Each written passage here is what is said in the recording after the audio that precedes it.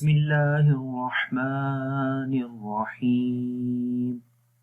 السلام علیکم ورحمۃ اللہ وبرکاتہ۔ میرا نام حافظ بلال احمد ہے اور انشاءاللہ آج کے اس نورانی قاعدہ کے سبق نمبر 4 میں ہم حرف سا پڑھیں گے۔ سا کا مخرج کون سا ہے اور اس سا کے حرف کے اندر کون سی صفات پائی جاتی ہیں، آئیے شروع کرتے ہیں۔ سا کے پروننسیشن سے پہلے، اس کے تلفظ سے پہلے ہم اس کا مخرج جانیں گے کہ اس کا مخرج کون سا ہے۔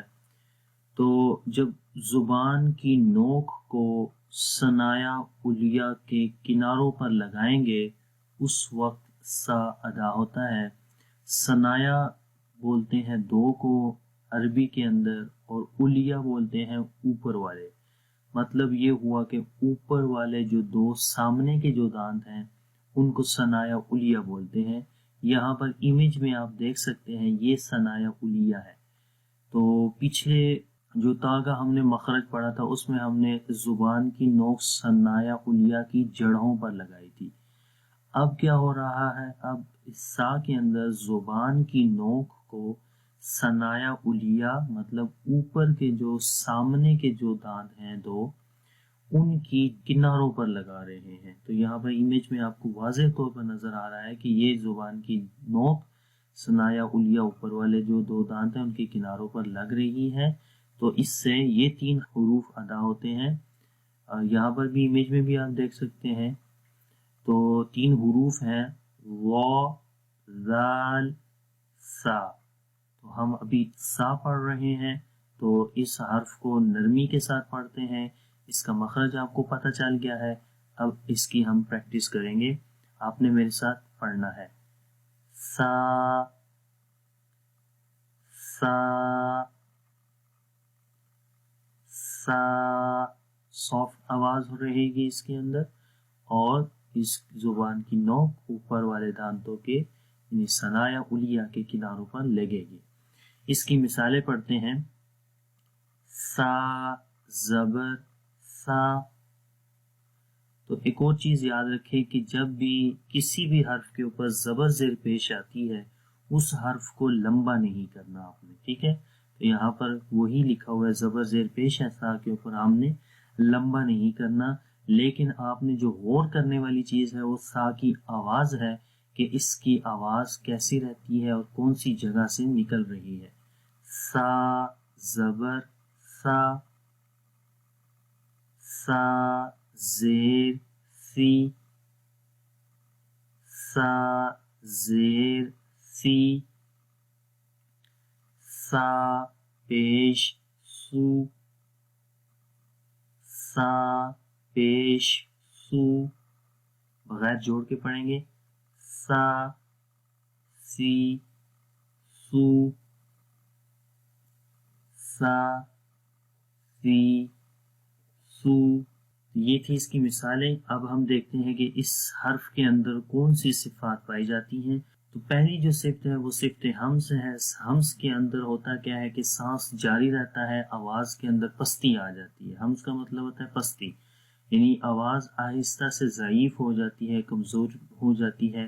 تو اس ہوتا کیا ہے کہ سانس جاری رہتا ہے، تو سانس کے جاری رہنے سے آواز میں پستی آ جاتی ہے، یہ ہمس ہے۔ تو اس کو کیسے سمجھیں گے کہ کس طریقے سے ہمس کی آواز آ رہی ہے۔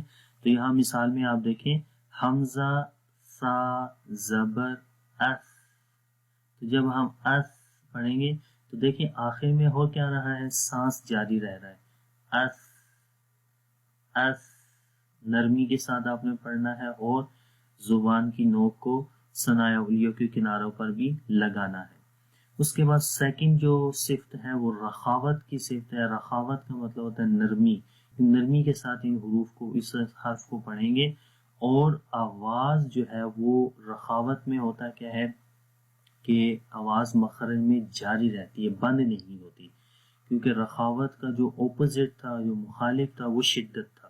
شدت میں آواز مخرج میں بند ہو جاتی ہے اور رخاوت میں آواز مخرج میں جاری رہتی ہے۔ تو کیسے جاری رہے گی؟ سیم مثال ہے اس، تو آواز مخرج میں جاری ہو رہی ہے، سانس جو ہے وہ بھی جاری ہو رہا ہے اور آواز بھی جاری ہو رہی ہے۔ اس تو یہ سانس اور آواز یہ دو الگ چیزیں ہیں، ٹھیک ہے، سانس کا جاری ہونا اور آواز کا۔ تو ہم پڑھتے ہیں دوبارہ، حمزہ سا زبر اس، ٹھیک ہے۔ اس کے بعد صفت استفعال ہے، باریک پڑھیں گے، سا موٹا نہیں پڑھیں گے ایسے فو، تو وہ غلط ہو جائے گا۔ صفت انفتاح بھی ہے، یعنی زبان کا درمیان اوپر کے تالو کے درمیان سے جو ہے وہ جدا ہے، کھلا ہوا ہے، یعنی کہ یہ آپس میں مل نہیں رہے ہیں، جدا ہے۔ انفتاح کا بیسیکلی مطلب ہوتا ہے کھلا ہوا۔ اسمات یعنی کہ یہ حرف بھی اپنے مخرج سے مضبوطی اور صحیح جم کر جو ہے وہ ادا ہوتا ہے، اس وجہ سے یہ صرف اس کے اندر اسمات والی صرف پائی جاتی ہے۔ اب اس کی مثالیں یہ والی پڑھتے ہیں، حمزہ سا زبر اس، دیکھیں صفت حمز بھی ہو رہی ہے، رخاوت بھی ہو رہی ہے، یعنی سانس بھی جاری ہو رہا ہے اور آواز بھی کنٹینیو ہو رہی ہے، جاری ہو رہی ہے مخرج میں۔ اس، حمزہ سا زیر اس، حمزہ سا زیر اس، حمزہ سا پیش اس، اس، اس۔ تو امید کرتا ہوں کہ یہ سا کے حوالے سے بھی آپ کو مخرج کا بھی اور صفات کا بھی پتہ چل گیا ہوگا۔